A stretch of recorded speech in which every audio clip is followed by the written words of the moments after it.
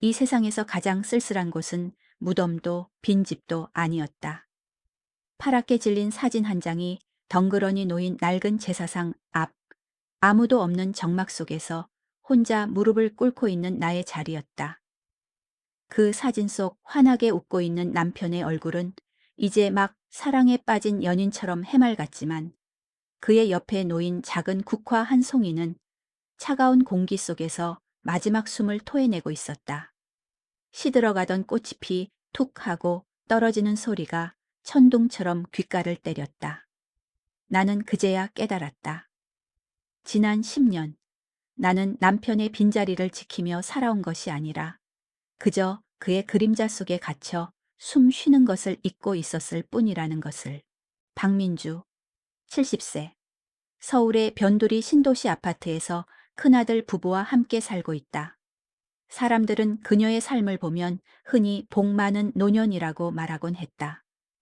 아들 내외가 같은 아파트 단지 내에 집을 구해 함께 살고, 2명의 손주들은 매일같이 할머니를 찾았다. 겉으로만 보면 북적이는 가족의 온기 속에서 외로움이라곤 모른 채 살아가는 노인의 전형이었다. 그러나 민주에게 이 모든 것은 견고하게 쌓아 올린 모래성 같았다. 한 번의 파도에 무너져 내릴 것을 알면서도 그 위에서 태연히 웃어야 하는 고단한 삶의 연속이었다. 아침 6시. 알람이 울리기도 전에 그녀는 눈을 떴다. 창밖은 아직 푸른빛이 감도는 새벽이었다. 겨울의 차가운 공기가 창문을 뚫고 들어와 민주의 뺨을 스쳤다. 그녀는 익숙하게 침대에서 몸을 일으켜 부엌으로 향했다. 아들 부부는 보통 7시 반쯤 일어났고, 손주들은 학교에 가는 날이면 그보다 조금 더 늦게 일어났다. 그들이 일어나기 전까지 모든 준비를 마쳐 놓는 것이 그녀의 오랜 습관이자 어쩌면 유일하게 인정받는 그녀의 역할이었다. 어머니, 안녕히 주무셨어요? 아들 준호가 부스스한 얼굴로 부엌에 들어서며 형식적인 인사를 건넸다. 준호는 넥타이를 매고 출근 준비를 하는 동안에도 휴대폰에서 눈을 떼지 않았다. 민주는 그의 물음에 그저 고개만 끄덕이며 찌개 냄비를 가스레인지 위에 올렸다. 냄비에서 끓어오르는 소리가 준호의 휴대폰에서 흘러나오는 뉴스 소리에 묻혔다. 오늘은 회사에 일찍 가봐야 할 것 같아요. 회의 준비할 게 많아서요. 아들이 말했다. 민주는 아들의 등을 보며 작게 대답했다. 그래, 아침은 먹고 가야지. 네, 고맙습니다, 어머니. 그의 감사 인사는 마치 미리 녹음된 자동 응답기 같았다. 10년 전 남편이 세상을 떠난 후 민주는 아들에게 모든 것을 쏟아부었다. 남편의 빈자리를 채우려 애썼고, 남편이 못다 이룬 꿈까지 아들이 이뤄주기를 바랐다. 준호는 그런 어머니의 기대를 저버리지 않고 명문대를 졸업해 대기업에 입사했다. 그러나 성공한 아들의 모습은 민주에게 기쁨보다는 낯설음을 안겨주었다. 마치 멀리서 지켜봐야 하는 타인의 성공처럼 느껴졌다. 아침 식사는 항상 조용했다. 준호와 아내 미라는 각자 휴대폰을 보거나 출근 준비에 바빴다. 두 손주는 겨우 잠에서 깨어나 억지로 밥을 먹는 둥 마는 둥 했다. 민주는 그저 조용히 그들의 식탁을 지키며 밥그릇에 반찬을 올려주거나 물을 따라주었다. 마치 식당의 종업원처럼. 그러나 그들의 눈은 그녀에게 향하지 않았다. 그들의 시선은 오로지 휴대폰 화면 또는 각자의 할 일에 고정되어 있었다. 남편 현우가 살아있을 때의 아침 식사는 이렇지 않았다. 그는 항상 민주에게 여보, 오늘 아침 식탁이 정말 화사하네 라며 칭찬을 아끼지 않았고, 아이들에게는 어머니가 차려주신 밥은 세상에서 제일 맛있는 보약이다 라고 말하곤 했다. 그의 존재는 텅 빈 공간을 따뜻한 온기로 가득 채워주는 난로와 같았다. 하지만 그가 떠난 후 난로는 꺼졌고 그 자리는 차가운 공기로 가득 찼다. 식사를 마친 준호와 미라가 출근을 위해 서둘러 현관을 나섰다. 그들은 민주에게 가볍게 인사를 건네며 뒤도 돌아보지 않았다. 할머니, 나 학교 갔다 올게요. 초등학생인 손녀 수민이가 발랄하게 외쳤다. 손자 민준이는 말없이 가방을 메고 현관을 나섰다. 민준은 그들의 뒷모습을 보며 마음속으로 조용히 인사를 건넸다. 오늘도 무사히 잘 다녀오렴. 그녀의 인사는 공기 중에 흩어졌다. 아무도 듣지 못하는 혼자만의 속삭임이었다. 아무도 없는 집, 정막만이 그녀를 감쌌다. 설거지를 하고 빨래를 개고 청소를 했다. 집안 구석구석 그녀의 손길이 닿지 않은 곳이 없었지만 그 어떤 것도 그녀의 마음속 공허함을 채워주지는 못했다. 거실 한가운데 걸려있는 가족 사진 속 환하게 웃고 있는 자신의 모습이 마치 다른 사람처럼 느껴졌다. 저 때는 정말 행복했을까? 그녀는 기억을 더듬어 보려 애썼지만 행복했던 순간들은 희미한 안개처럼 잡히지 않았다. 오후가 되자 그녀는 잠시 숨을 고르기 위해 베란다로 나갔다. 겨울 햇살이 창문을 통해 따뜻하게 쏟아져 내렸다. 아래를 내려다보니 아파트 단지 내 작은 공원에서 아이들이 뛰노는 모습이 보였다. 그들의 해맑은 웃음소리가 이명처럼 귓가에 들리는 듯했다. 그때였다. 휴대폰이 진동했다. 발신자는 둘째 딸 예진이었다. 엄마, 잘 지내고 있어요? 이번 주말에 친구들 모임이 있어서 못 내려갈 것 같아요. 다음 주에 꼭 갈게요. 예진은 결혼 후 남편의 직장을 따라 지방으로 내려가 살고 있었다. 그녀는 가끔씩 전화를 걸어오긴 했지만 항상 바쁜 일정으로 인해 민주를 찾아오는 일은 드물었다. 그래, 바쁜데 뭘. 엄마는 괜찮아. 보고 싶어요, 엄마. 예진의 목소리에서 진심이 느껴졌지만 민주는 딸의 그리움이 자신에게 향한 것인지 아니면 그냥 형식적인 말인지 알 수 없었다. 예진은 어렸을 때부터 민주에게 많은 사랑을 받았다. 민주는 딸이 좋아하는 것들을 항상 먼저 챙겼고 딸의 꿈을 응원해 주었다. 그러나 그런 어머니의 사랑은 때로는 예진에게 짐이 되기도 했다. 예진은 민주에게서 벗어나 자신만의 삶을 살고 싶어 했고 그 결과 가족의 품을 떠나 멀리 떨어진 곳에서 살게 된 것이다. 민주는 예진과의 통화를 끊고 잠시 생각에 잠겼다. 그녀의 삶은 마치 거대한 실타래 같았다. 남편의 실타래와 아들의 실타래, 그리고 딸의 실타래가 뒤엉켜 있었지만 정작 자신의 실타래는 어디에도 보이지 않았다. 그녀는 평생을 가족이라는 이름의 실타래를 푸는데 온 힘을 쏟았지만 정작 자신의 삶은 풀지 못한 채 묶여 있었다. 그녀는 다시 부엌으로 돌아와 저녁 식사 준비를 시작했다. 저녁 메뉴는 준호와 미라가 좋아하는 김치찜이었다. 묵은지를 꺼내고 돼지고기를 썰면서 그녀의 마음속은 복잡했다. 그녀는 왜 이렇게까지 가족들에게 헌신하는 것일까? 그녀는 한 번도 진심으로 스스로에게 물어본 적이 없었다. 그저 그것이 당연하다고 생각했다.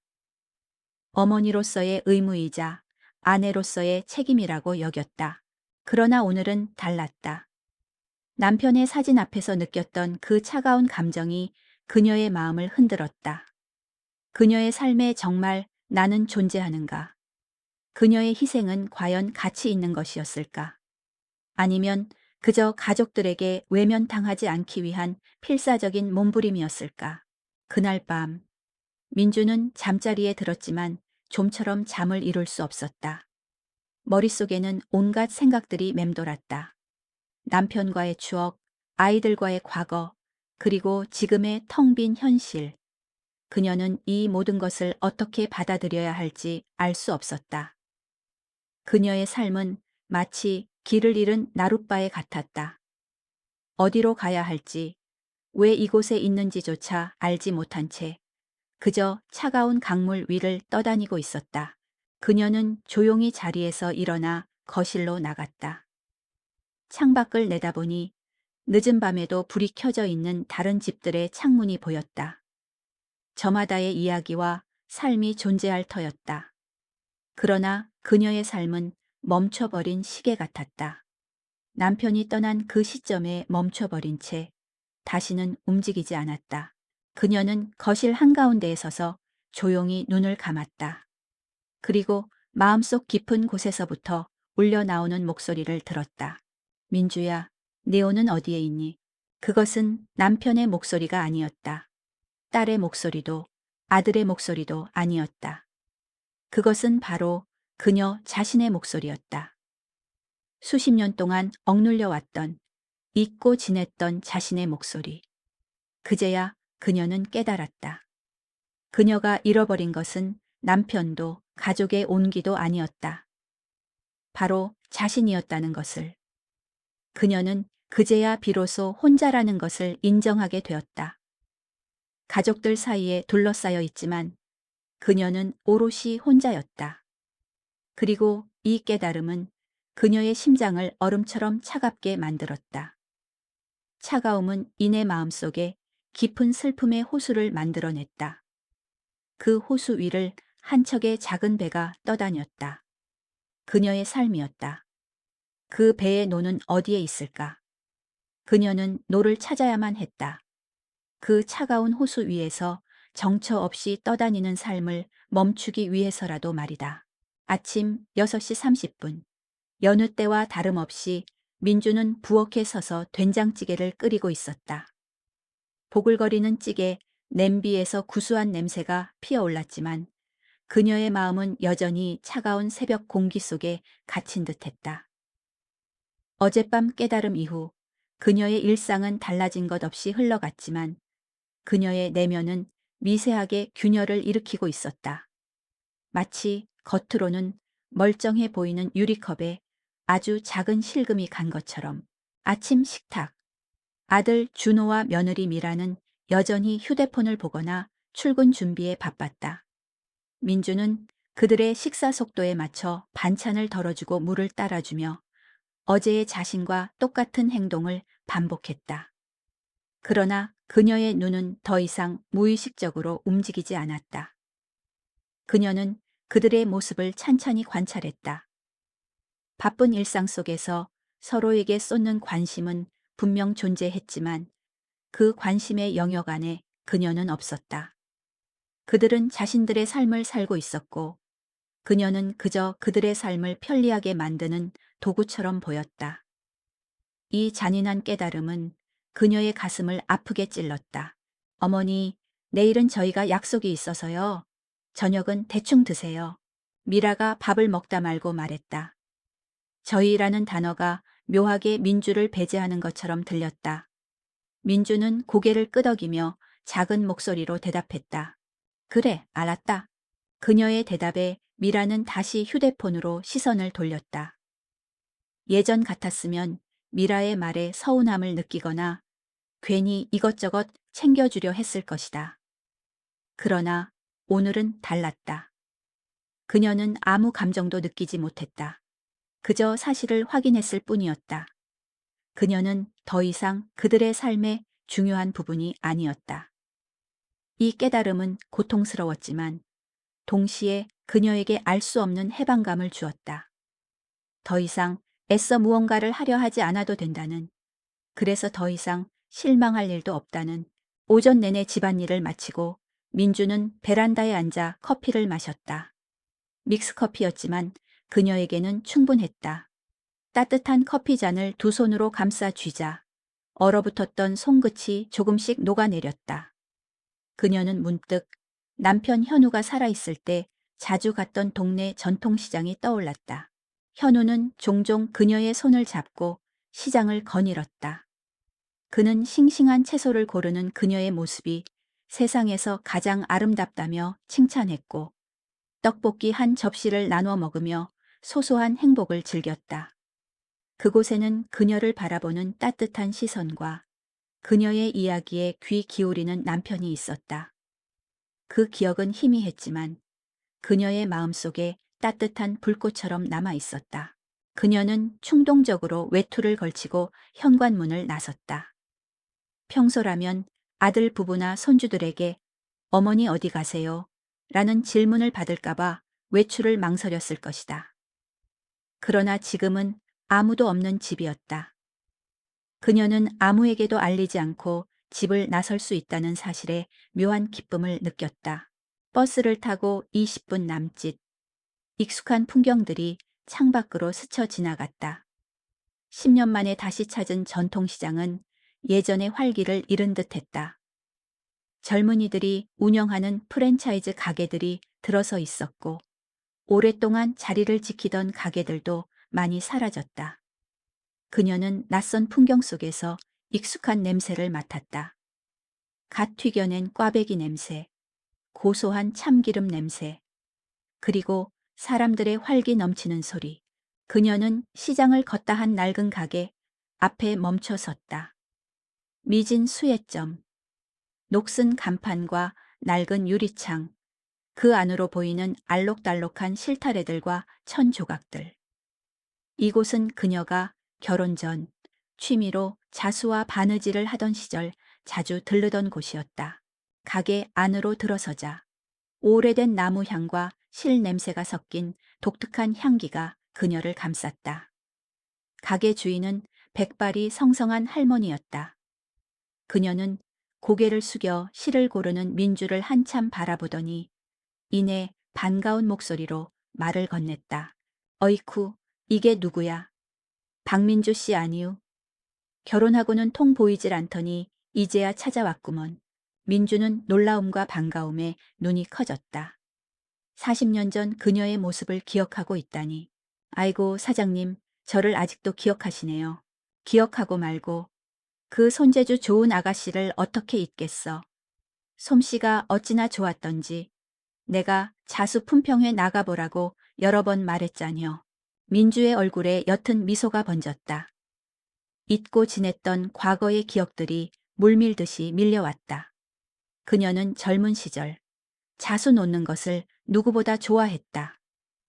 아름다운 꽃과 새를 천 위에 수놓는 일은 그녀에게 단순한 취미 이상의 의미였다. 그러나 결혼 후 시어머니를 모시고 살림을 꾸려나가면서 그녀는 바늘과 실을 놓아야 했다. 남편은 그녀의 자수 솜씨를 좋아했지만 그녀에게는 자신의 취미를 즐길 여유가 없었다. 그렇게 그녀의 꿈은 가슴속에 묻혔다. 요즘도 자수 놓으세요? 가게 주인의 물음에 민주는 고개를 저었다. 아니요. 놓은 지 오래됐어요. 아이고, 아깝구먼. 그 솜씨를 그냥 썩히다니. 자수는 말이야. 마음이 복잡할 때 잡으면 마음이 고요해지는 법이지. 혼자만의 시간을 가질 수 있는 제일 좋은 방법이요. 가게 주인의 말은 민주의 심장을 강하게 울렸다.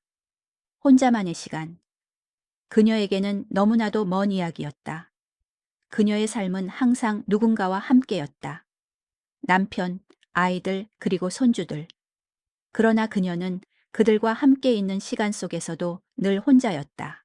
민주는 가게를 나서며 작은 천 조각과 몇 가지 색깔의 실을 샀다.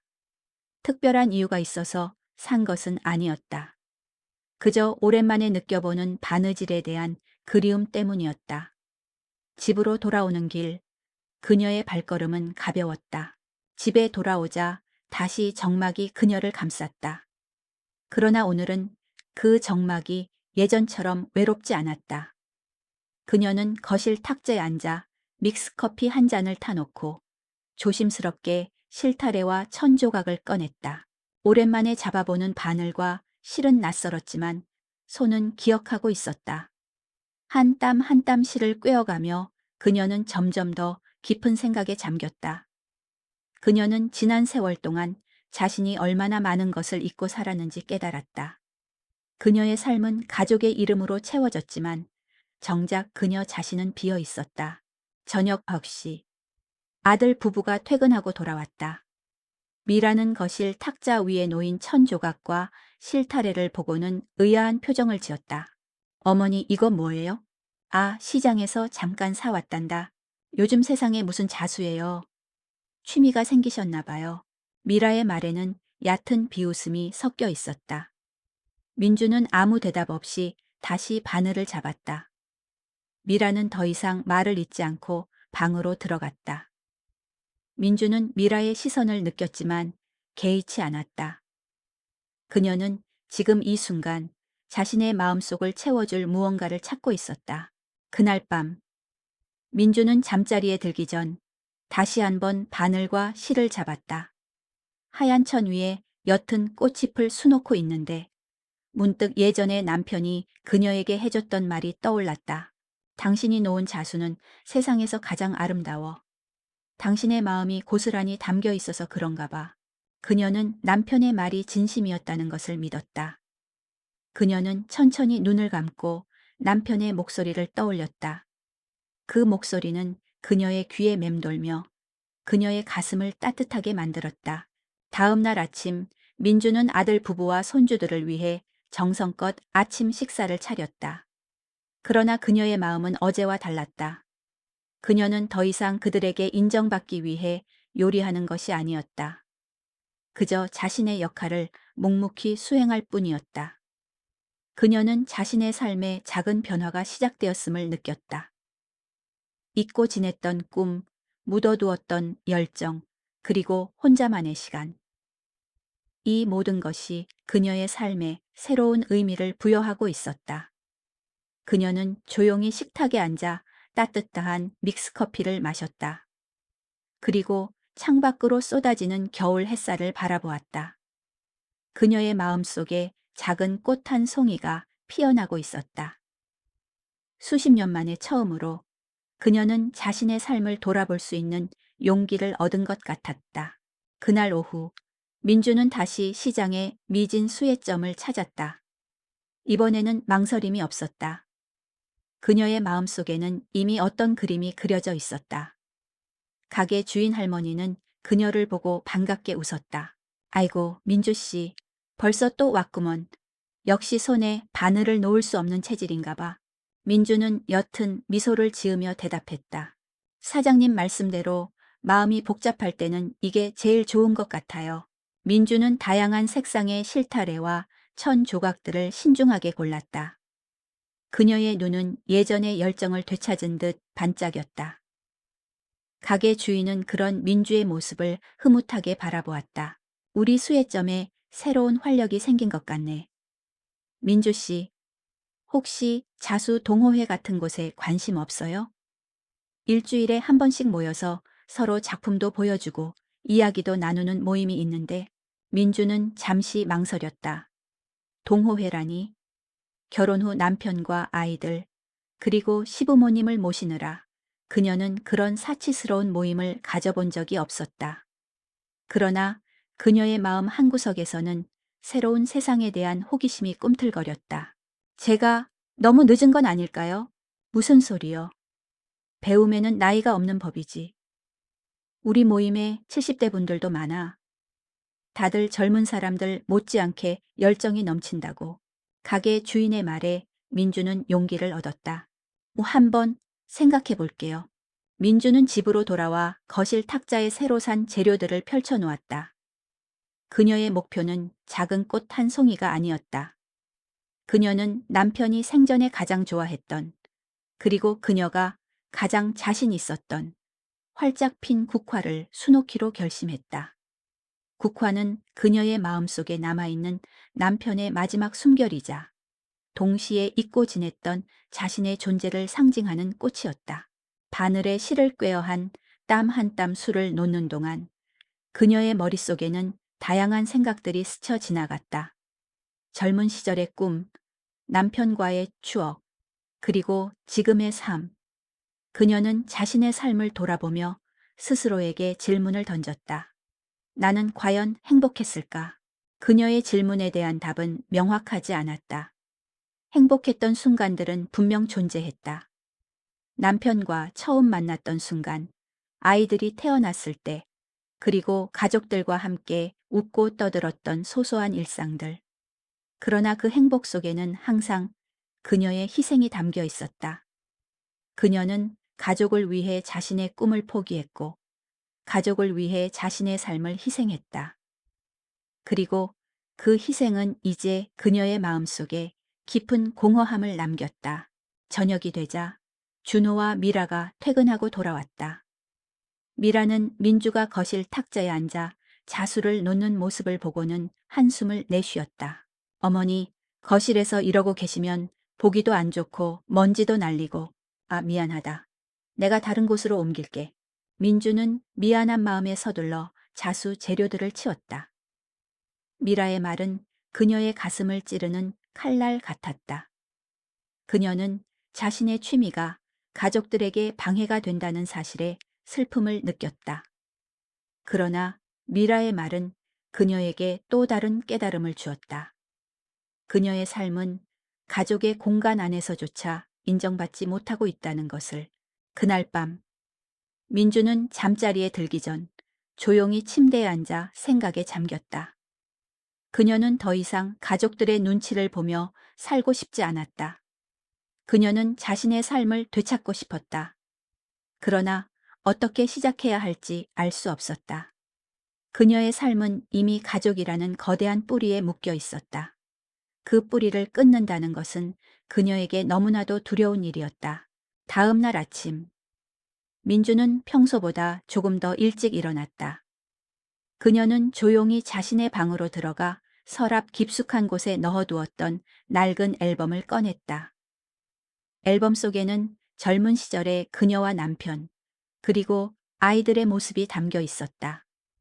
흑백 사진 속 환하게 웃고 있는 그녀의 모습은 지금의 그녀와는 너무나도 달랐다. 그녀는 사진 속 자신을 보며 마음속으로 물었다. 내연 대체 언제부터 웃음을 잃어버린 거니? 앨범의 마지막 페이지에는 남편이 그녀에게 직접 만들어준 작은 꽃 자수가 붙어 있었다. 나의 민주에게라는 글씨와 함께.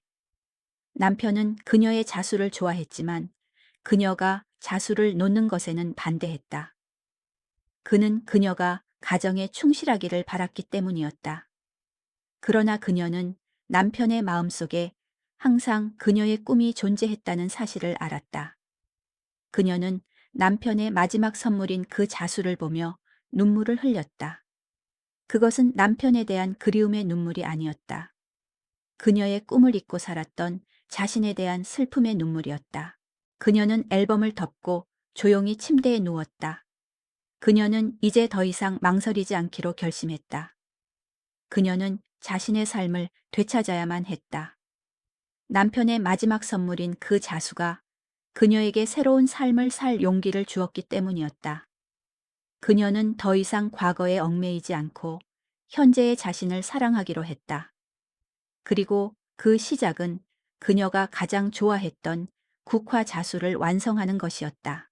그녀는 다음 날 아침 아들 부부와 손주들이 모두 집을 나간 후 거실 탁자에 다시 자수 재료들을 펼쳐놓았다. 이번에는 당당했다. 그녀는 더 이상 가족들의 눈치를 보지 않았다. 그녀는 이제 자신의 삶을 살기 시작했다. 그녀의 손에서 바늘은 경쾌하게 움직였다. 한 땀 한 땀. 그녀의 마음속에 묻어두었던 꿈들이 실과 함께 살아났다. 오후가 되자 그녀는 미진 수혜점에서 받아온 동호회 안내문을 다시 꺼내 들었다. 일주일에 한 번, 수요일 오후 2시. 그녀는 망설임 없이 안내문에 적힌 번호로 전화를 걸었다. 안녕하세요. 자수 동호회에 가입하고 싶어서요. 그녀의 목소리는 떨렸지만 그 속에는 새로운 삶에 대한 희망과 열정이 담겨 있었다.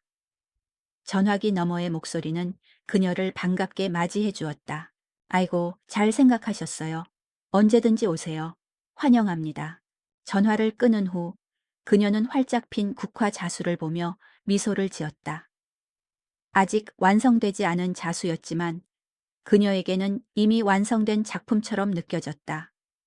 그것은 그녀의 새로운 삶의 시작을 알리는 신호탄이었다. 그녀는 더 이상 누군가의 아내나 어머니, 할머니가 아니었다. 그녀는 그저 박민주였다. 그리고 이 사실은 그녀의 마음속에 따뜻한 행복의 감정을 불러일으켰다. 그녀는 저녁이 되자 가족들을 위해 정성껏 저녁 식사를 차렸다. 그러나 그녀의 마음은 예전처럼 불안하거나 초조하지 않았다.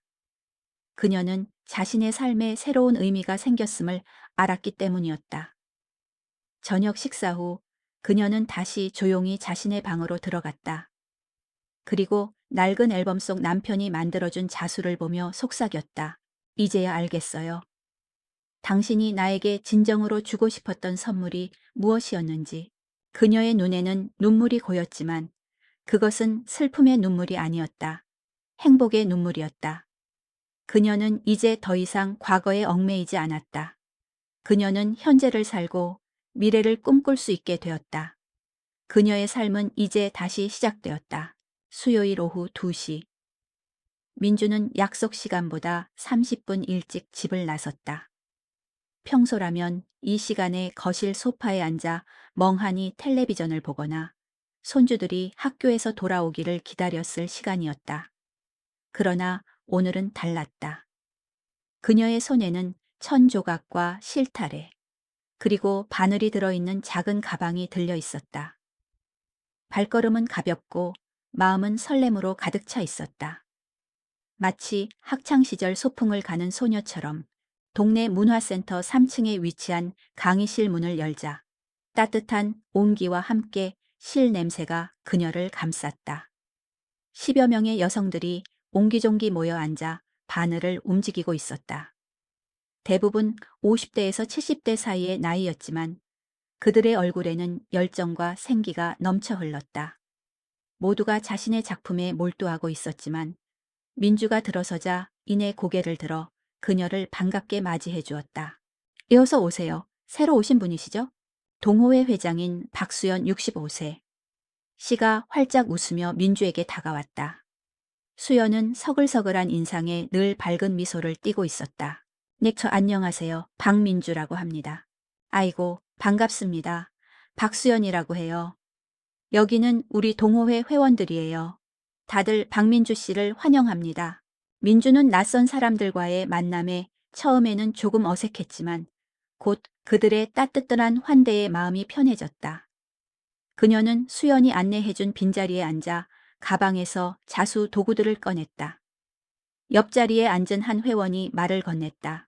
저도 얼마 전에 가입했는데 여기 정말 좋아요. 집에서는 눈치 보여서 못했던 거 여기서 마음껏 할 수 있거든요. 그녀의 말에 민주는 고개를 끄덕이며 미소를 지었다. 그녀만이 느꼈던 감정이 아니었다. 이곳에 모인 모든 여성들이 비슷한 경험을 공유하고 있었던 것이다. 이 공간은 단순히 자수를 배우는 곳이 아니었다. 가족이라는 이름 아래 묻어두었던 자신의 존재를 찾아가는 일종의 해방구였다. 민주는 천천히 바늘에 실을 꿰기 시작했다. 그녀의 손은 여전히 능숙했지만 마음은 예전의 열정으로 다시 불타올랐다. 그녀는 활짝 핀 국화 자수를 계속해서 수놓았다. 한 땀 한 땀, 바늘이 천을 통과할 때마다 그녀의 마음속에 묻어두었던 억눌린 감정들이 해소되는 듯했다. 수업이 끝난 후 회원들은 서로의 작품을 감상하며 이야기를 나누었다. 민주의 작품을 본 수연은 감탄을 금치 못했다. 세상에, 박민주 씨. 솜씨가 보통이 아니신데요? 전문적으로 배우신 적 있으신가 봐요. 민주는 쑥스러워하며 말했다.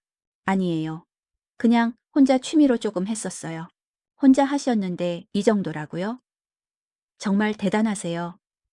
다음 달에 저희 동호회에서 작은 전시회를 열려고 하는데 박민주 씨 작품도 꼭 내주세요. 수연의 제안에 민주는 망설였다. 전시회라니.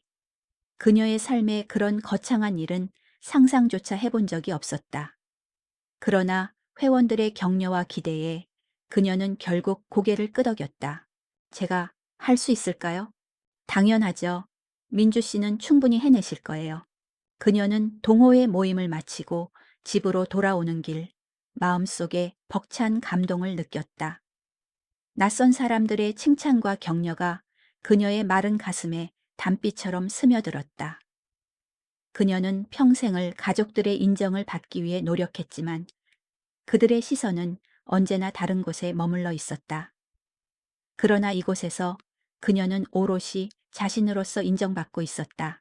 집에 돌아오자 아들 준호와 며느리 미라가 저녁 식사를 준비하고 있었다. 어머니, 오늘은 어디 가셨다 오셨어요? 미라가 물었다. 그녀의 목소리에는 걱정보다는 의심이 섞여 있었다. 민주는 솔직하게 대답했다. 동네 문화센터에서 자수 동호회 모임이 있어서 잠깐 다녀왔다. 민주의 대답에 미라의 표정이 굳어졌다. 동호회요? 어머니, 요즘 세상이 얼마나 흉흉한데요. 괜히 이상한 사람들 만나서 저희가 어머니 잘 모시고 있는데 굳이 나가서 그러실 필요 없잖아요. 미라의 말에 민주의 마음이 얼어붙었다. 그녀는 미라의 걱정이 자신을 위한 것이 아니라 그들의 평화로운 삶에 균열이 생길까 두려워하는 이기심 때문이라는 것을 직감했다. 내가 뭘 잘못한 거니? 그냥 취미 생활을 시작한 것뿐인데 잘못하셨다는 게 아니라요. 저희가 어머니 신경 쓰고 있잖아요. 괜한 일로 걱정 끼쳐드리지 마시고요. 이제 어머니는 집에서 편하게 쉬시면 돼요. 미라의 말은 그녀에게 깊은 상처를 남겼다. 이제 어머니는 집에서 편하게 쉬시면 돼요. 라는 말은 그녀를 그저 집안에 갇혀 지내야 할 존재로 규정하는 듯 했다.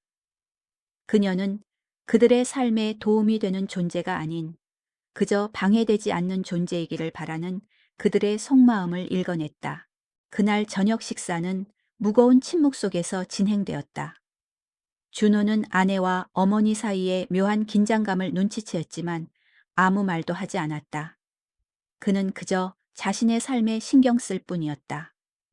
민주는 그들의 시선이 자신을 향하지 않는다는 사실에 익숙해졌지만 오늘은 그 사실이 견딜 수 없이 아팠다. 밤이 깊어지자 민주는 조용히 자신의 방으로 들어와 불을 켰다.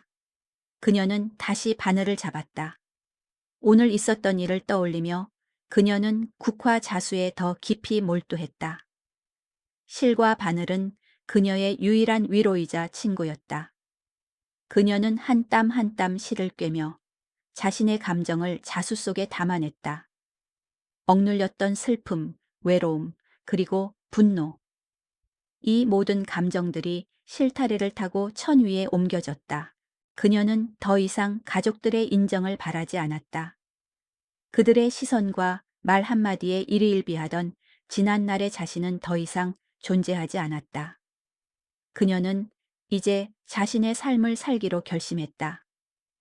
그녀는 더 이상 그들의 그림자 속에 갇혀 있지 않기로 했다. 자정 무렵 그녀는 엉킨 실타래를 풀다 문득 남편이 살아있을 때가 떠올랐다. 남편은 항상 그녀에게 바느질을 그만하고 쉬라고 말했다. 그의 말에는 그녀를 아끼고 사랑하는 마음이 담겨 있었지만 동시에 그녀의 꿈을 억누르는 올가미이기도 했다. 그녀는 남편의 사랑을 이해했지만 그 사랑이 그녀의 삶을 앗아갔다는 사실에 슬픔을 느꼈다. 그녀는 천천히 눈을 감고 남편에게 속삭였다. 여보, 나 이제 당신이 아닌 나 자신을 위해 살아가려고 해요. 당신이 줬던 그 사랑의 무게를 이겨내고 내 삶의 주인공이 되려고요. 부디 하늘에서 응원해줘요. 그녀의 눈에서 뜨거운 눈물이 흘러내렸다. 그것은 후회와 미련이 아닌 지난날의 자신을 용서하고 새로운 삶을 향해 나아가는 용기의 눈물이었다.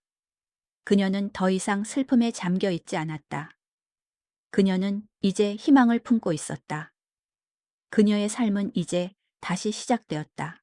며칠 후 민주는 동호회 회원들과 함께하는 첫 번째 외출을 앞두고 있었다.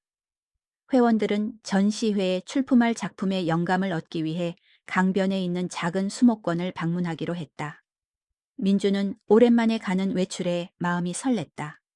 그녀는 평소라면 입지 않았을 밝은 색상의 블라우스와 편안한 바지를 꺼내 입었다. 거울에 비친 자신의 모습은 예전보다 훨씬 생기 있어 보였다. 이 엄마 어디 가세요? 아침 식사 후 거실로 나온 며느리 미라가 의아한 표정으로 물었다. 수목원에 간다. 동호회 회원들이랑 같이. 수목원이요? 그 먼 곳을요? 어머니 괜히 힘드신데. 그냥 집에서 쉬세요. 미라의 목소리에는 걱정보다는 불만이 담겨 있었다. 민주는 미라의 마음을 읽어냈지만 더 이상 그들의 눈치를 보지 않기로 했다. 괜찮아. 나도 바람 좀 쐬고 싶어서 그래. 민주는 단호하게 대답했다. 미라는 더 이상 말을 잇지 못하고 입을 다물었다. 민주는 미라의 시선에서 벗어나 현관문을 나섰다. 그녀의 발걸음은 가볍고 경쾌했다. 수목원은 봄꽃이 한창이었다. 형형색색의 꽃들이 만개해 아름다운 풍경을 자아냈다. 민주는 휴대폰으로 사진을 찍는 회원들의 모습에 미소를 지으며 그녀의 마음속에도 작은 꽃 한 송이가 피어나는 듯했다. 회원들과 함께 꽃을 감상하고 이야기도 나누며 그녀는 난생 처음 느껴보는 해방감을 만끽했다. 민주 씨, 이 꽃 좀 보세요. 정말 아름답죠? 수연이 활짝 핀 노란색 수선화를 가리키며 말했다. 민주는 수연의 말에 고개를 끄덕였다. 그녀는 꽃을 보며 문득 남편과의 추억을 떠올렸다. 남편은 그녀에게 항상 당신은 나의 수선화야.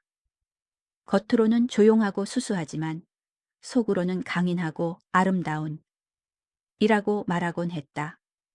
그 당시에는 그 말이 그저 듣기 좋은 말인 줄로만 알았는데 이제 와서 생각해보니 남편은 그녀의 내면을 이미 꿰뚫어 보고 있었던 것이다. 점심 식사 후 회원들과 함께 강변을 거닐던 민주는 우연히 한 무리의 젊은 여성들을 보게 되었다. 그들은 모두 휴대폰을 보며 수다를 떨고 있었는데 한 여성이 그녀의 눈에 들어왔다. 그 여성은 민주의 딸 예진과 닮아 있었다. 그 여성은 친구들과 함께 있었지만 왠지 모르게 혼자라는 느낌을 주었다. 그녀는 휴대폰으로 친구들의 사진을 찍어주며 활짝 웃었지만 그녀의 눈빛은 공허했다. 민주는 그 여성의 모습에서 과거의 자신을 보았다. 남편과 아이들을 위해 희생하며 정작 자신의 삶을 잃어버렸던 그녀의 모습. 그녀는 예진에게 전화를 걸어 안부를 물었다. 엄마, 잘 지내고 있어요? 이번 주말에 꼭 내려갈게요. 미안해요, 엄마. 예진의 목소리에는 진심이 담겨 있었다.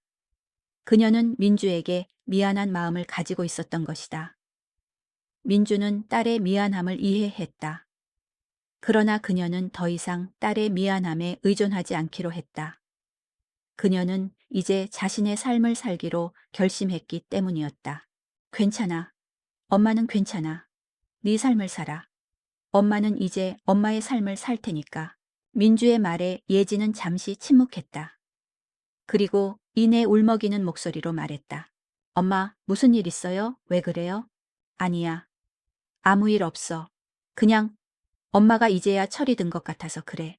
민주는 예진과의 통화를 끊고 벤치에 앉아 강변을 바라보았다. 강물은 멈추지 않고 계속해서 흘러가고 있었다.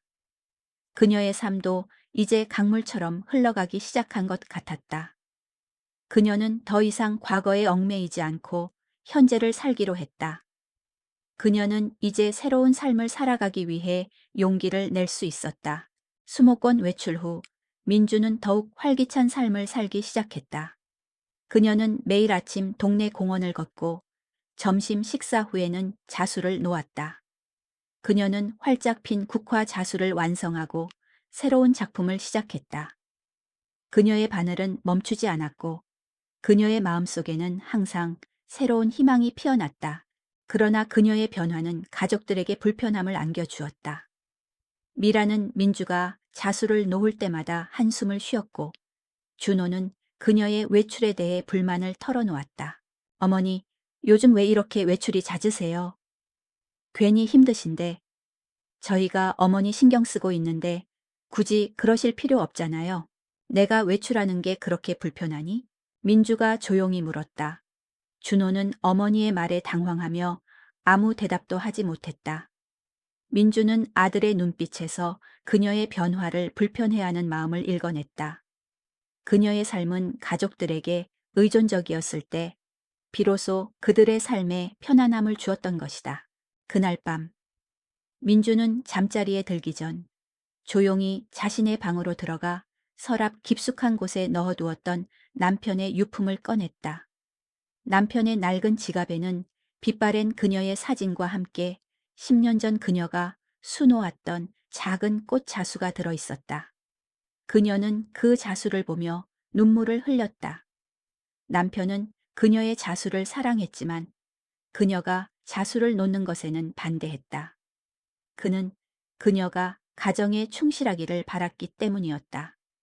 그러나 그녀는 남편의 마음속에 항상 그녀의 꿈이 존재했다는 사실을 알았다. 민주는 남편의 유품을 덮고 조용히 침대에 누웠다. 그녀는 더 이상 과거에 얽매이지 않았다. 그녀는 이제 자신의 삶을 살기로 결심했다. 그녀는 더 이상 가족들의 그림자 속에 갇혀 있지 않기로 했다. 그녀는 이제 자신의 삶을 사랑하기 위해 용기를 낼 수 있었다.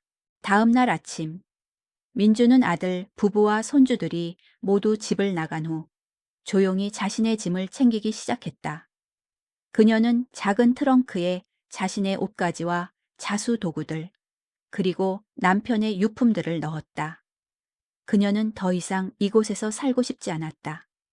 그녀는 자신의 삶을 살기 위해 떠나야만 했다. 그녀의 발걸음은 가볍고 경쾌했다. 그녀는 더 이상 가족들의 눈치를 보지 않았다. 그녀는 이제 자신의 삶을 살기 위해 용기를 낼 수 있었다. 그녀는 현관문을 나서며 집을 한번 돌아보았다. 10년 동안 그녀의 삶을 지배했던 공간이었다. 그러나 이제는 낯설게 느껴졌다. 그녀는 조용히 문을 닫고 엘리베이터를 탔다. 엘리베이터 문이 닫히자 그녀의 눈에서 뜨거운 눈물이 흘러내렸다. 그것은 슬픔의 눈물이 아니었다. 지난날의 자신을 용서하고 새로운 삶을 향해 나아가는 용기의 눈물이었다. 그녀는 더 이상 슬픔에 잠겨 있지 않았다. 그녀는 이제 희망을 품고 있었다. 그녀의 삶은 이제 다시 시작되었다. 민주는 아파트 단지를 벗어나 익숙한 동네를 뒤로 했다. 택시를 타고 가는 길, 창밖으로 스쳐 지나가는 풍경들은 더 이상 그녀의 삶의 일부가 아니었다. 그녀는 불안했지만 동시에 묘한 설렘을 느꼈다. 마치 오랜 족쇄를 끊고 자유를 찾은 죄수처럼. 택시가 멈춘 곳은 동네 문화센터 근처에 있는 오래된 빌라 단지였다. 그녀는 인터넷으로 미리 찾아보았던 작은 원룸에 보증금과 한 달치 월세를 지불하고 열쇠를 받아들었다. 어머님, 짐이 이게 전부세요? 부동산 중개인이 의아한 표정으로 물었다. 민주는 고개를 끄덕였다. 작은 트렁크 하나와 자수 도구들이 들어있는 가방 하나. 그것이 그녀의 전부였다. 그녀는 평생을 가족의 울타리 안에서 살았지만 정작 그녀의 삶을 담아낼 공간은 이 작은 짐들 뿐이었다. 그녀는 이 사실의 씁쓸함을 느꼈지만 동시에 새로운 시작에 대한 기대감으로 가슴이 벅차올랐다. 원룸은 작았지만 깨끗하고 아늑했다. 햇살이 잘 들어오는 창문과 작은 부엌, 그리고 그녀가 혼자 사용하기에 충분한 크기의 침대가 있었다. 그녀는 트렁크를 풀고 짐을 정리했다. 옷가지 몇 벌과 남편의 유품들, 그리고 자수 도구들. 그녀의 삶은 이제 이 작은 공간에서 다시 시작될 터였다. 그녀는 침대에 앉아 창밖을 바라보았다. 익숙한 동네였지만 그녀에게는 모든 것이 낯설게 느껴졌다. 그녀는 이제 더 이상 가족의 그림자 속에 갇혀 있지 않았다. 그녀는 이제 자유로웠다. 그날 저녁, 민주는 텅 빈 방 안에서 혼자 저녁 식사를 했다. 따뜻한 국밥 한 그릇. 그러나 그녀는 외롭지 않았다. 그녀는 자신이 좋아하는 텔레비전 프로그램을 보며 밥을 먹었다. 남편과 아이들의 눈치를 보지 않고 자신이 좋아하는 것을 마음껏 할 수 있다는 사실에 그녀는 묘한 행복감을 느꼈다. 밤이 깊어지자 그녀는 휴대폰을 꺼내 아들에게 메시지를 보냈다. 준호야, 엄마는 이제 혼자 살기로 했단다. 너무 걱정하지 마라. 잘 지낼게. 메시지를 보낸 후 그녀의 마음은 불안으로 가득 찼다. 아들과 며느리가 어떻게 반응할지 알 수 없었기 때문이었다. 그러나 그녀는 이 모든 것을 감수할 용기가 있었다. 그녀는 더 이상 과거에 얽매이지 않기로 했다. 그녀는 이제 자신의 삶을 살기로 결심했기 때문이었다. 다음 날 아침, 민주는 조용히 눈을 떴다. 창밖에서는 새소리가 들려왔다. 그녀는 침대에서 몸을 일으켜 창문을 열었다. 상쾌한 아침 공기가 그녀의 폐 속으로 들어왔다. 그녀는 따뜻한 물로 샤워를 하고 믹스커피 한 잔을 타서 창가에 앉았다. 그녀의 눈에 들어온 것은 평화로운 풍경이었다. 그녀는 이 모든 것이 자신의 삶의 일부가 될 것이라는 사실에 안도했다. 그녀는 커피를 마시며 휴대폰을 확인했다. 아들과 며느리에게서 수십 통의 부재중 전화와 메시지가 와 있었다. 어머니, 어디세요? 왜 연락이 안 돼요? 어머니, 무슨 일 있으세요? 저희가 잘못한 게 있으면 말씀해 주세요. 그들의 메시지에는 걱정보다는 당황함과 불안함이 담겨 있었다. 민주는 그들의 마음을 이해했다. 그녀는 그들에게 그저 편리한 존재였을 뿐이었는데 갑자기 사라져 버렸으니 당연한 반응이었다. 그녀는 그들의 메시지에 답장하지 않았다. 그녀는 이제 더 이상 그들의 삶에 의존하지 않기로 했다. 오후가 되자 그녀는 동호회 모임에 참석하기 위해 문화센터로 향했다. 회원들은 그녀를 반갑게 맞이해 주었다. 민주 씨, 얼굴이 훨씬 좋아 보이시네요. 좋은 일 있으셨나 봐요. 수연의 말에 민주는 옅은 미소를 지으며 대답했다. 예, 좋은 일이 있었어요. 민주는 동호회 회원들과 함께 자수를 놓았다. 그녀의 바늘은 멈추지 않았고 그녀의 마음속에는 항상 새로운 희망이 피어났다. 그녀는 활짝 핀 국화 자수를 완성하고 새로운 작품을 시작했다. 그녀의 바늘은 멈추지 않았고 그녀의 마음속에는 항상 새로운 희망이 피어났다. 저녁이 되자 그녀는 동호회 모임을 마치고 집으로 돌아왔다. 그녀는 집 앞에 서 있는 낯선 사람을 보고 깜짝 놀랐다. 그녀의 아들 준호와 며느리 미라였다. 그들의 표정에는 불안함과 초조함이 가득했다. 어머니, 대체 어디 계셨던 거예요? 전화도 안 받으시고 준호가 울먹이며 말했다. 민주는 아들의 모습에 마음이 아팠지만 단호하게 말했다. 난 이제 여기에 살기로 했다. 너희들한테 짐이 되기 싫어서. 어머니, 무슨 말씀이세요? 누가 어머니를 짐이라고 했어요? 당장 저희 집에 같이 가요.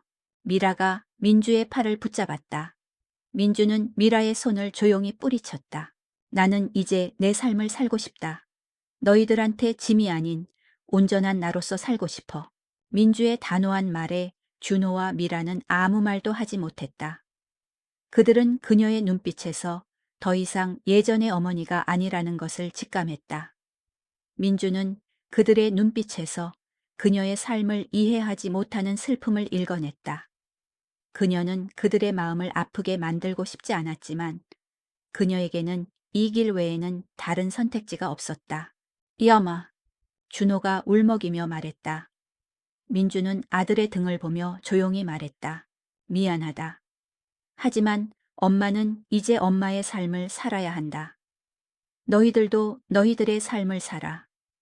엄마는 이제 너희들한테 짐이 되지 않을게. 민주는 그들에게 등을 돌리고 집 안으로 들어갔다. 그녀는 문을 닫고 기대어 서서 눈을 감았다. 그녀의 눈에서 뜨거운 눈물이 흘러내렸다. 그것은 슬픔의 눈물이 아니었다. 지난날의 자신을 용서하고 새로운 삶을 향해 나아가는 용기의 눈물이었다. 그녀는 더 이상 슬픔에 잠겨 있지 않았다. 그녀는 이제 희망을 품고 있었다. 그녀의 삶은 이제 다시 시작되었다. 그녀는 그날 밤 평생을 짊어졌던 짐을 내려놓고 깊은 잠에 빠져들었다. 민주가 집을 나온 지 일주일. 처음 며칠 동안은 준호와 밀에게서 매일같이 연락이 쏟아져 들어왔다. 그들은 불안감과 죄책감, 그리고 무엇보다 당황스러움에 어쩔 줄 몰라 하는 것 같았다. 민주는 그들의 연락을 받지 않았다. 그녀는 이제 더 이상 그들의 삶에 얽매이고 싶지 않았다. 그녀의 침묵은 그들에게 깊은 상처를 주었지만 그녀에게는 자신의 삶을 되찾기 위한 유일한 방법이었다. 그녀는 휴대폰을 서랍 속에 넣어두고 새로운 삶에 집중하기 시작했다. 그녀의 새로운 삶은 평화롭고 고요했다. 매일 아침 일찍 일어나 따뜻한 차 한 잔으로 하루를 시작했다. 차를 마시며 창밖을 바라보는 시간은 그녀에게 소중한 휴식이었다. 그녀는 더 이상 시간에 쫓기지 않았다. 자신이 좋아하는 시간에 밥을 먹고 잠을 자고 산책을 했다. 그녀는 동네 공원을 거닐며 계절의 변화를 온몸으로 느꼈다. 따뜻한 햇살과 싱그러운 풀내음, 그리고 지저귀는 새소리는 그녀의 마음을 평화롭게 만들었다. 가장 행복한 시간은 자수 동호회 모임에 참석하는 시간이었다. 회원들은 그녀를 진심으로 환영해 주었고 그녀의 작품에 아낌없는 칭찬과 격려를 보냈다. 그녀는 그들의 따뜻한 말 한마디에 깊은 감동을 받았다. 이곳에서 그녀는 자신의 존재 가치를 인정받았다.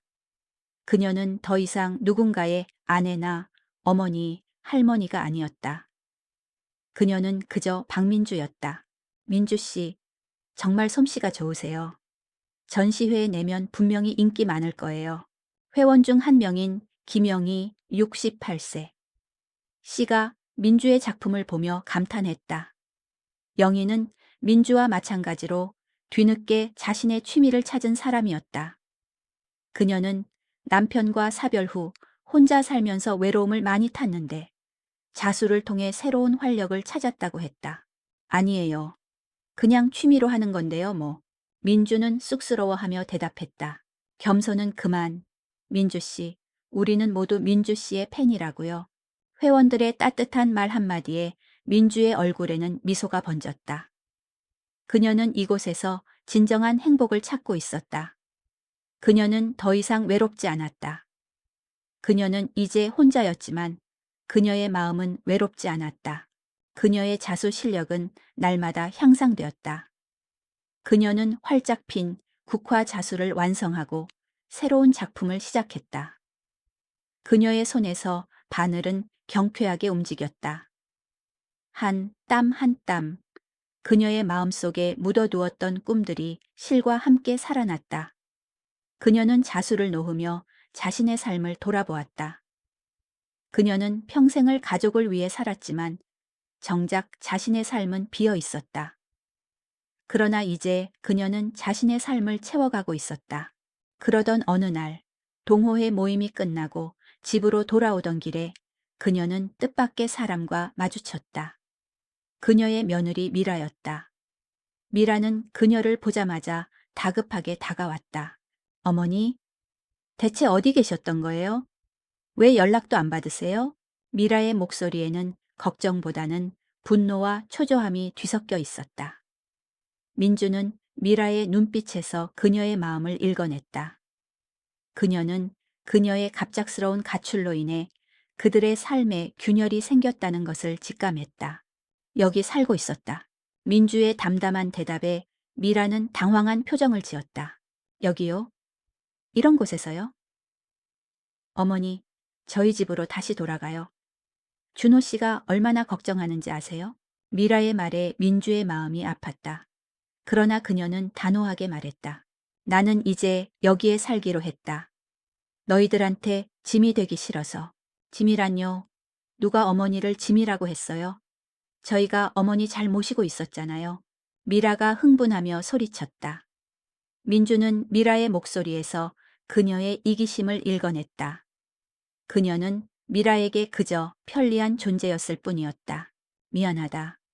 하지만 나는 이제 내 삶을 살아야 한다. 너희들도 너희들의 삶을 살아. 나는 이제 너희들한테 짐이 되지 않을게. 민주는 미라의 눈빛에서 그녀의 삶을 이해하지 못하는 슬픔을 읽어냈다. 그녀는 미라를 이해시키고 싶었지만 그녀에게는 그럴 필요가 없었다. 그녀는 이제 자신의 삶을 살기로 결심했기 때문이었다. 민주는 밀에게 등을 돌리고 집 안으로 들어갔다. 그녀는 문을 닫고 기대어 서서 눈을 감았다. 그녀의 눈에서 뜨거운 눈물이 흘러내렸다. 그것은 슬픔의 눈물이 아니었다. 지난날의 자신을 용서하고 새로운 삶을 향해 나아가는 용기의 눈물이었다. 그녀는 더 이상 슬픔에 잠겨 있지 않았다. 그녀는 이제 희망을 품고 있었다. 그녀의 삶은 이제 다시 시작되었다. 다음 날 아침, 민주는 평화로운 아침을 맞았다. 그녀는 따뜻한 차 한 잔으로 하루를 시작했다.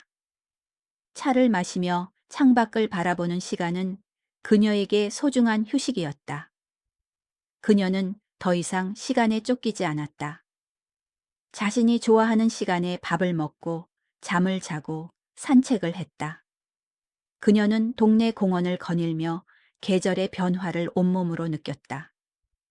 따뜻한 햇살과 싱그러운 풀내음, 그리고 지저귀는 새소리는 그녀의 마음을 평화롭게 만들었다. 그러나 그녀의 평화는 오래가지 못했다.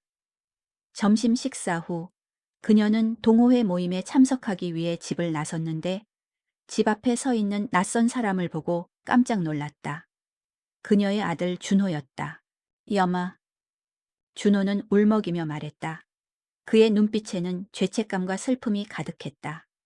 민주는 아들의 모습에 마음이 아팠지만 단호하게 말했다. 왜 왔니? 이제 너희들한테 짐이 되지 않겠다고 말했잖니. 엄마, 무슨 말씀이세요? 누가 어머니를 짐이라고 했어요? 저희가 얼마나 걱정했는지 아세요? 준호가 울먹이며 말했다. 민주는 아들의 목소리에서 진심을 읽어냈다. 그러나 그녀는 단호하게 말했다. 걱정할 것 없다. 엄마는 잘 지내고 있으니까. 민주의 단호한 말에 준호는 아무 말도 하지 못했다. 그는 그녀의 눈빛에서 더 이상 예전의 어머니가 아니라는 것을 직감했다. 민주는 아들의 눈빛에서 그녀의 삶을 이해하지 못하는 슬픔을 읽어냈다. 그녀는 아들을 이해시키고 싶었지만 그녀에게는 그럴 필요가 없었다. 그녀는 이제 자신의 삶을 살기로 결심했기 때문이었다. 엄마, 정말 저희 집으로 돌아오실 생각 없으세요? 준호가 조용히 물었다. 민주는 아들의 말에 잠시 침묵했다. 그리고 이내 고개를 저었다. 미안하다. 하지만 엄마는 이제 엄마의 삶을 살아야 한다. 너희들도 너희들의 삶을 살아. 엄마는 이제 너희들한테 짐이 되지 않을게. 민주는 아들에게 등을 돌리고 문화센터로 향했다. 그녀의 발걸음은 가볍고 경쾌했다. 그녀는 더 이상 과거에 얽매이지 않았다. 그녀는 이제 자신의 삶을 사랑하기 위해 용기를 낼 수 있었다. 그녀의 삶은 이제 다시 시작되었다. 그녀는 그날 밤 평생을 짊어졌던 짐을 내려놓고 깊은 잠에 빠져들었다. 민주가 집을 나온 지 한 달. 그녀의 삶은 놀라울 만큼 평온했다. 아들 준호와 며느리 미라의 연락은 점차 뜸해졌고 민주는 그들의 삶에서 서서히 멀어지고 있었다. 그녀는 더 이상 그들에게 짐이 되지 않았다. 그녀는 이제 오롯이 자신의 삶을 살고 있었다. 그녀의 삶은 조용했지만 그 속에는 따뜻한 행복이 가득했다. 그녀는 매일 아침 동네 공원을 걷고 점심 식사 후에는 자수를 놓았다. 그녀의 손에서 바늘은 멈추지 않았고 그녀의 마음속에는 항상 새로운 희망이 피어났다. 그녀는 활짝 핀 국화 자수를 완성하고 새로운 작품을 시작했다. 그녀의 바늘은 멈추지 않았고 그녀의 마음속에는 항상 새로운 희망이 피어났다. 그러던 어느 날 동호회 회원들과 함께하는 작은 전시회가 열렸다. 문화센터의 작은 홀에서 진행된 전시회였지만 민주에게는 그 어떤 거대한 전시회보다 의미 있는 자리였다. 그녀는 자신의 작품을 벽에 걸며 지난날의 자신을 돌아보았다. 그녀는 평생을 가족을 위해 살았지만 정작 자신의 삶은 비어 있었다. 그러나 이제 그녀는 자신의 삶을 채워가고 있었다. 민주 씨, 정말 대단하세요. 이 작품은 정말 최고예요. 수연이 민주의 작품을 보며 감탄했다. 민주의 작품은 활짝 핀 국화였다. 화려하지는 않았지만 그 속에는 그녀의 지난날의 삶과 새로운 시작에 대한 희망이 고스란히 담겨 있었다. 회원들은 민주의 작품을 보며 감동을 금치 못했다. 그들은 그녀의 작품에서 그녀의 삶을 보았다. 그때 전시회장 문이 열리고 낯선 사람들이 들어왔다. 그녀의 아들 준호와 며느리 미라, 그리고 손주들이었다. 그들의 표정에는 미안함과 후회가 가득했다. 민주는 그들의 등장에 놀랐지만 이내 평온한 표정을 되찾았다. 이 엄마, 준호가 울먹이며 민주에게 다가왔다. 그의 눈에는 눈물이 고여 있었다. 왜 왔니? 민주가 조용히 물었다. 준호는 어머니의 말에 아무 대답도 하지 못하고 고개를 숙였다. 미라는 민주에게 다가가 무릎을 꿇었다. 어머니, 정말 죄송해요. 저희가 어머니를 너무 외롭게 만들었어요. 저희가 잘못했어요. 미라의 눈에서도 뜨거운 눈물이 흘러내렸다. 민주는 미라의 진심을 읽어냈다. 그녀는 더 이상 미라를 미워하지 않았다. 그녀는 미라의 미안함을 이해했다. 그러나 그녀는 더 이상 그들의 삶에 의존하지 않기로 했다. 미안해하지 않아도 된다. 나는 이제 괜찮다. 민주의 말에 준호와 미라는 고개를 들었다. 그들은 어머니의 눈빛에서 그녀의 삶을 이해하지 못하는 슬픔을 읽어냈다. 그들은 그녀의 삶을 이해시키고 싶었지만 그녀에게는 그럴 필요가 없었다. 그녀는 이제 자신의 삶을 살기로 결심했기 때문이었다. 손녀 수민이가 민주에게 다가와 작은 손으로 그녀의 손을 잡았다. 할머니, 보고 싶었어요. 수민이의 말에 민주의 마음이 흔들렸다. 그녀는 손녀의 따뜻한 손을 잡으며 눈물을 흘렸다. 그것은 슬픔의 눈물이 아니었다. 지난날의 자신을 용서하고 새로운 삶을 향해 나아가는 용기의 눈물이었다. 그녀는 더 이상 슬픔에 잠겨 있지 않았다. 그녀는 이제 희망을 품고 있었다.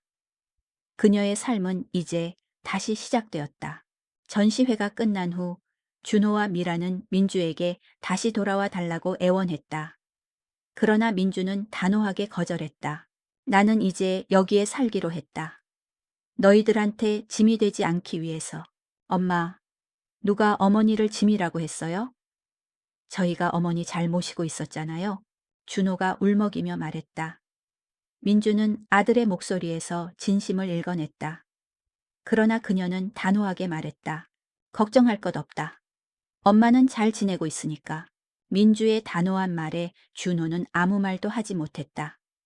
그는 어머니의 눈빛에서 더 이상 예전의 어머니가 아니라는 것을 직감했다. 민주는 아들의 눈빛에서 그녀의 삶을 이해하지 못하는 슬픔을 읽어냈다. 그녀는 아들을 이해시키고 싶었지만 그녀에게는 그럴 필요가 없었다. 그녀는 이제 자신의 삶을 살기로 결심했기 때문이었다. 민주는 준호와 밀에게 등을 돌리고 집 안으로 들어갔다. 그녀는 문을 닫고 기대어 서서 눈을 감았다. 그녀의 눈에서 뜨거운 눈물이 흘러내렸다. 그것은 슬픔의 눈물이 아니었다. 지난날의 자신을 용서하고 새로운 삶을 향해 나아가는 용기의 눈물이었다. 그녀는 더 이상 슬픔에 잠겨 있지 않았다. 그녀는 이제 희망을 품고 있었다. 그녀의 삶은 이제 다시 시작되었다. 민주가 집을 나온 지 2달. 그녀의 삶은 이제 온전한 평화를 찾았다. 아들 부부와는 더 이상 연락하지 않았지만 그녀는 외롭지 않았다. 그녀의 곁에는 자수 동호회 회원들이 있었고 그녀의 마음속에는 새로운 삶에 대한 희망이 가득했다. 그녀는 매일 아침 동네 공원을 걷고 점심 식사 후에는 자수를 놓았다. 그녀의 손에서 바늘은 멈추지 않았고 그녀의 마음속에는 항상 새로운 희망이 피어났다. 그러던 어느 날 그녀는 동네 문화센터에서 주최하는 봄꽃 축제에 자신의 작품을 출품하게 되었다. 축제는 동네 주민들의 참여로 활기를 띠었고 그녀의 작품은 많은 사람들의 시선을 사로잡았다. 화려하지는 않았지만 그 속에는 그녀의 지난날의 삶과 새로운 시작에 대한 희망이 고스란히 담겨 있었다. 축제 마지막 날, 그녀는 자신의 작품 앞에 서서 사람들의 반응을 지켜보았다. 대부분의 사람들은 그녀의 작품에 감탄하며 칭찬을 아끼지 않았다. 그때 한 젊은 여성이 그녀의 작품을 한참 동안 바라보더니 눈물을 흘렸다. 그녀의 모습은 민주의 딸 예진과 닮아 있었다. 민주는 그 여성에게 다가가 조심스럽게 물었다. 괜찮으세요? 네. 죄송해요. 그냥 이 작품을 보는데 저희 엄마가 생각나서요. 여성은 울먹이며 말했다. 민주는 그 여성의 말에 깊은 감동을 받았다. 그녀는 그 여성의 눈빛에서 그녀의 삶을 이해하지 못하는 슬픔을 읽어냈다. 그녀는 그 여성의 어깨를 감싸 안으며 위로했다. 괜찮아요. 저도 저희 딸이 생각나네요. 그 여성은 민주의 품에 안겨 한참 동안 울었다. 그녀는 민주의 따뜻한 위로에 마음이 편해지는 것을 느꼈다. 그녀는 민주에게 자신의 이야기를 털어놓았다. 그녀는 민주와 마찬가지로 어머니를 이해하지 못하고 살아왔다고 했다. 어머니는 항상 자신을 위해 희생했지만 그녀는 그 희생을 당연하게 생각했고 어머니를 외롭게 만들었다고 했다. 민주는 그 여성의 이야기에서 자신의 과거를 보았다. 그녀는 자신의 딸 예진이 이 여성과 같은 마음일 것이라고 생각했다. 그녀는 그 여성에게 말했다. 어머니를 사랑한다면 지금이라도 늦지 않았어요. 어머니에게 진심을 전해보세요. 분명히 이해해 주실 거예요. 여성은 민주의 말에 고개를 끄덕이며 눈물을 닦았다. 그녀는 민주에게 감사 인사를 전하고 축제장을 떠났다. 민주는 그 여성의 뒷모습을 보며 마음속으로 기도했다. 그녀가 어머니와 화해하고 행복한 삶을 살기를.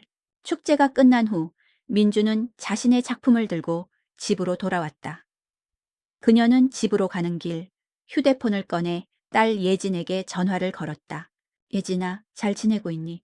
엄마, 왜 이제야 전화하셨어요? 얼마나 걱정했는데요. 예진의 목소리에는 걱정보다는 분노와 초조함이 뒤섞여 있었다. 민주는 딸의 목소리에서 진심을 읽어냈다. 그녀는 딸에게 미안한 마음을 전했다. 미안하다. 엄마가 잘못했다. 엄마가 너희들한테 짐이 되지 않으려고. 엄마, 무슨 말씀이세요? 누가 어머니를 짐이라고 했어요? 저희가 얼마나 걱정했는지 아세요? 예진이 울먹이며 말했다. 민주는 딸의 목소리에서 그녀의 삶을 이해하지 못하는 슬픔을 읽어냈다. 그녀는 딸을 이해시키고 싶었지만 그녀에게는 그럴 필요가 없었다. 그녀는 이제 자신의 삶을 살기로 결심했기 때문이었다. 걱정할 것 없다. 엄마는 잘 지내고 있으니까. 민주의 단호한 말에 예진은 아무 말도 하지 못했다. 그녀는 어머니의 눈빛에서 더 이상 예전의 어머니가 아니라는 것을 직감했다. 민주는 딸의 눈빛에서 그녀의 삶을 이해하지 못하는 슬픔을 읽어냈다. 그녀는 딸을 이해시키고 싶었지만 그녀에게는 그럴 필요가 없었다. 그녀는 이제 자신의 삶을 살기로 결심했기 때문이었다. 민주는 예진에게 등을 돌리고 집 안으로 들어갔다. 그녀는 문을 닫고 기대어 서서 눈을 감았다. 그녀의 눈에서 뜨거운 눈물이 흘러내렸다. 그것은 슬픔의 눈물이 아니었다. 지난날의 자신을 용서하고 새로운 삶을 향해 나아가는 용기의 눈물이었다. 그녀는 더 이상 슬픔에 잠겨 있지 않았다. 그녀는 이제 희망을 품고 있었다. 그녀의 삶은 이제 다시 시작되었다. 민주가 집을 나온 지 석 달. 그녀는 이제 완전히 새로운 삶에 정착했다. 아침에 눈을 뜨면 더 이상 가족들을 위해 아침 식사를 준비해야 한다는 강박에 시달리지 않았다. 그녀는 자신의 속도에 맞춰 하루를 시작했다. 창가에 앉아 커피를 마시며 그녀는 한때 자신이 잃어버렸던 평화와 고요를 마음껏 누렸다. 그녀의 얼굴에는 항상 옅은 미소가 감돌았고 눈빛은 예전보다 훨씬 더 생기 넘쳤다. 며칠 후 그녀는 동호회 회원들과 함께하는 작은 전시회를 열었다. 문화센터의 작은 홀에서 진행된 전시회였지만 그녀에게는 그 어떤 거대한 전시회보다 의미 있는 자리였다. 그녀는 자신의 작품을 벽에 걸며 지난날의 자신을 돌아보았다. 그녀는 평생을 가족을 위해 살았지만 정작 자신의 삶은 비어 있었다. 그러나 이제 그녀는 자신의 삶을 채워가고 있었다. 그때 전시회장 문이 열리고 낯선 사람들이 들어왔다. 그녀의 아들 준호와 며느리 미라, 그리고 손주들이었다. 그들의 표정에는 미안함과 후회가 가득했다. 민주는 그들의 등장에 놀랐지만 이내 평온한 표정을 되찾았다. 야마, 준호가 울먹이며 민주에게 다가왔다. 그의 눈에는 눈물이 고여 있었다. 왜 왔니? 민주가 조용히 물었다. 준호는 어머니의 말에 아무 대답도 하지 못하고 고개를 숙였다. 미라는 민주에게 다가가 무릎을 꿇었다. 어머니, 정말 죄송해요. 저희가 어머니를 너무 외롭게 만들었어요. 저희가 잘못했어요. 미라의 눈에서도 뜨거운 눈물이 흘러내렸다. 민주는 미라의 진심을 읽어냈다. 그녀는 더 이상 미라를 미워하지 않았다. 그녀는 미라의 미안함을 이해했다. 그러나 그녀는 더 이상 그들의 삶에 의존하지 않기로 했다. 미안해하지 않아도 된다. 나는 이제 괜찮다. 민주의 말에 준호와 미라는 고개를 들었다. 그들은 어머니의 눈빛에서 그녀의 삶을 이해하지 못하는 슬픔을 읽어냈다. 그들은 그녀의 삶을 이해시키고 싶었지만 그녀에게는 그럴 필요가 없었다. 그녀는 이제 자신의 삶을 살기로 결심했기 때문이었다. 손녀 수민이가 민주에게 다가와 작은 손으로 그녀의 손을 잡았다. 할매언니, 보고 싶었어요. 수민이의 말에 민주의 마음이 흔들렸다. 그녀는 손녀의 따뜻한 손을 잡으며 눈물을 흘렸다. 그것은 슬픔의 눈물이 아니었다. 지난날의 자신을 용서하고 새로운 삶을 향해 나아가는 용기의 눈물이었다. 그녀는 더 이상 슬픔에 잠겨 있지 않았다. 그녀는 이제 희망을 품고 있었다. 그녀의 삶은 이제 다시 시작되었다. 전시회가 끝난 후 준호와 미라는 민주에게 다시 돌아와 달라고 애원했다. 그러나 민주는 단호하게 거절했다. 나는 이제 여기에 살기로 했다. 너희들한테 짐이 되지 않기 위해서. 엄마, 누가 어머니를 짐이라고 했어요? 저희가 어머니 잘 모시고 있었잖아요. 준호가 울먹이며 말했다. 민주는 아들의 목소리에서 진심을 읽어냈다. 그러나 그녀는 단호하게 말했다. 걱정할 것 없다. 엄마는 잘 지내고 있으니까. 민주의 단호한 말에 준호는 아무 말도 하지 못했다. 그는 어머니의 눈빛에서 더 이상 예전의 어머니가 아니라는 것을 직감했다. 민주는 아들의 눈빛에서 그녀의 삶을 이해하지 못하는 슬픔을 읽어냈다. 그녀는 아들을 이해시키고 싶었지만 그녀에게는 그럴 필요가 없었다. 그녀는 이제 자신의 삶을 살기로 결심했기 때문이었다. 민주는 준호와 밀에게 등을 돌리고 집 안으로 들어갔다. 그녀는 문을 닫고 기대어 서서 눈을 감았다. 그녀의 눈에서 뜨거운 눈물이 흘러내렸다. 그것은 슬픔의 눈물이 아니었다. 지난날의 자신을 용서하고 새로운 삶을 향해 나아가는 용기의 눈물이었다. 그녀는 더 이상 슬픔에 잠겨 있지 않았다. 그녀는 이제 희망을 품고 있었다. 그녀의 삶은 이제 다시 시작되었다. 그날 밤, 민주는 혼자 따뜻한 차 한 잔을 마셨다. 창밖으로는 밤하늘을 수놓은 별들이 반짝였다. 그녀는 더 이상 외롭지 않았다. 그녀는 이제 자신의 삶을 사랑하게 되었다. 그녀는 따뜻한 차를 마시며 평생을 짊어졌던 짐을 내려놓고 깊은 잠에 빠져들었다. 다음 날 아침, 민주는 평화로운 아침을 맞았다. 그녀는 따뜻한 차 한 잔으로 하루를 시작했다. 차를 마시며 창밖을 바라보는 시간은 그녀에게 소중한 휴식이었다. 그녀는 더 이상 시간에 쫓기지 않았다. 자신이 좋아하는 시간에 밥을 먹고 잠을 자고 산책을 했다. 그녀는 동네 공원을 거닐며 계절의 변화를 온몸으로 느꼈다. 따뜻한 햇살과 싱그러운 풀내음, 그리고 지저귀는 새소리는 그녀의 마음을 평화롭게 만들었다. 그녀의 삶은 이제 다시 시작되었다.